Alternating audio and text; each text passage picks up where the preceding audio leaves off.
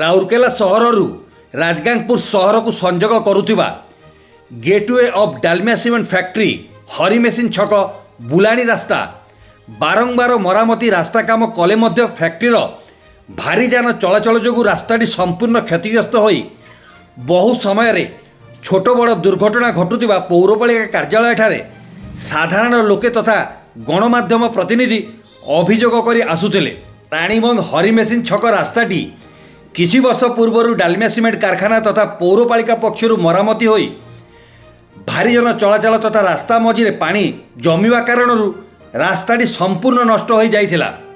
ଜନସାଧାରଣଙ୍କ ଅଭିଯୋଗକୁ ଭିତ୍ତି କରି ପୌର ପରିଷଦ ପକ୍ଷରୁ ପ୍ରାୟ 2 ଦିନ ପୂର୍ବରୁ ରାଣୀବନ୍ଧ ହରିମେସିନ ଛକ ରାସ୍ତା ନୂତନ ଭାବରେ ଖୋଳାଯାଇ ତଳେ ପିସିସି 2 ଲେୟାର ଛଡ଼ ସିମେଣ୍ଟ ବାଲୁ ଗେଟି ଦ୍ୱାରା କଂକ୍ରିଟ ରାସ୍ତା ନିର୍ମାଣ ହେଉଥିବା ପରିଲକ୍ଷିତ ହୋଇଥିଲା। ଉକ୍ତ ରାସ୍ତା କାମ ଠିକ୍ ଭାବରେ ନିର୍ମାଣ ପାଇଁ ପୌର ପରିଷଦର ବରିଷ୍ଠ ଯନ୍ତ୍ରୀ ହଜମ ଟୁଡୁ ଠିକା ପାଇଥିବା ଠିକାଦାରଙ୍କ ସହ ସମସ୍ତ ମେଟେରିଆଲ ତଥା କାମର ସଠିକ୍ ତଦାରଖ କରିଥିଲେ। ଗୋଟିଏ ପାର୍ଶ୍ୱ ରାସ୍ତା କାମ ସମ୍ପୂର୍ଣ୍ଣ ହେବା ପରେ ପ୍ରାୟ 15 ଦିନ ମଧ୍ୟରେ ଆର ପାର୍ଶ୍ୱ ରାସ୍ତା ନିର୍ମାଣ କରାଯାଇ ସର୍ବସାଧାରଣଙ୍କ ଚଳାଚଳ ନିମନ୍ତେ ସମ୍ପୂର୍ଣ୍ଣ ଖୋଲାଯିବ ତଥା ରାସ୍ତା କାମ ଦୀର୍ଘସ୍ଥାୟୀ ହେବ ବୋଲି କଣ୍ଟ୍ରାକ୍ଟର ସୂଚନା ଦେଇଥିଲେ। ସୁନ୍ଦରଗଡ଼ ଜିଲ୍ଲା ହରିମେସିନ ଛକରୁ ଦେବବ୍ରତ ମିତ୍ରଙ୍କ ରିପୋର୍ଟ, କ୍ରାନ୍ତି ଓଡ଼ିଶା।